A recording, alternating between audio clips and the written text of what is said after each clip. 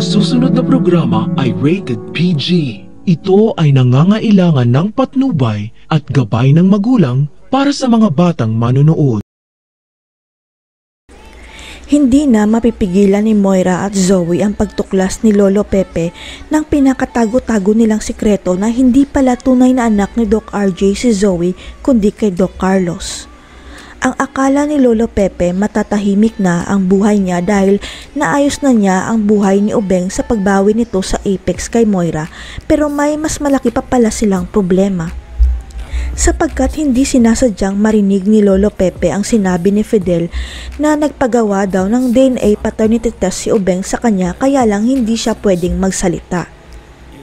Kaya nagtaka talaga si Lolo Pepe kung bakit nagpagawa ng paternity test si Ubeng kay Fidel. Nagdududa kaya ang anak niya kung totoong mga anak niya si Zoe at Annalyn?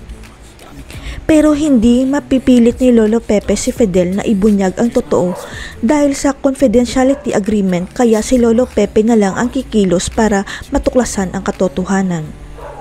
Inutusan ni Lolo Pepe ang tauhan niyang si Quinito para ipa-DNA test si Zoe at Annalyn matapos niyang makuha ang samples ng dalawa, buhok ni Zoe at cap naman kay Annalyn. Naisip ni Lolo Pepe na sa ibang ospital siya magpapa-DNA testing sa mga apo niya para hindi malantad ang resulta sakaling hindi magmatch ang DNA niya kay Annalyn o kay Zoe. Kahit matigas ang ulo ni Ubeng, gagawin pa rin ni Lolo Pepe ang lahat para maayos ang buhay ng mga anak niya dahil ramdam niya na hindi na siya magtatagal pa.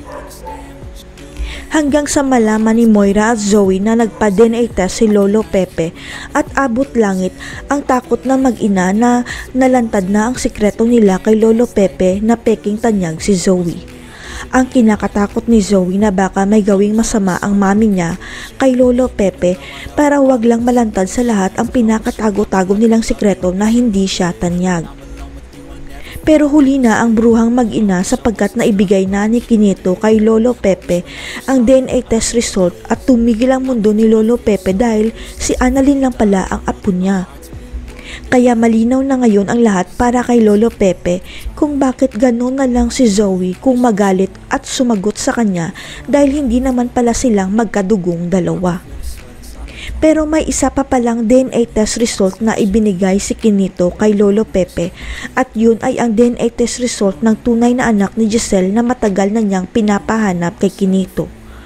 Kaya nang matagpuan na ni Quinito ang anak ni Giselle, ipina-DNA test rin siya ni Lolo Pepe para makasigurado rin siya kung siya ba talaga ang tunay na anak ni Giselle.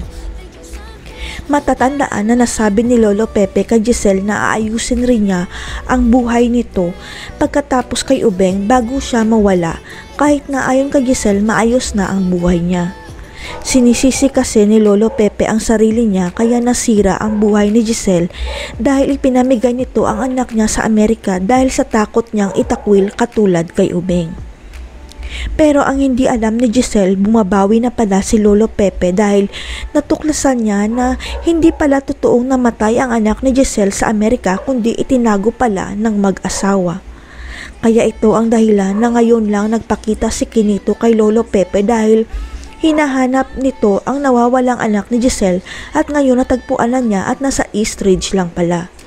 Kaya nang ibinigay na ni Quinito kay Lolo Pepe ang DNA test result ng anak ni Giselle, pigil ang hininga ni Lolo Pepe at nakitang 99% match ang DNA niya kay Lyndon.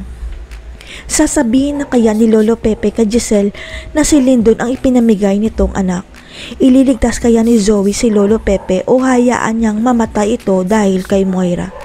Abangan.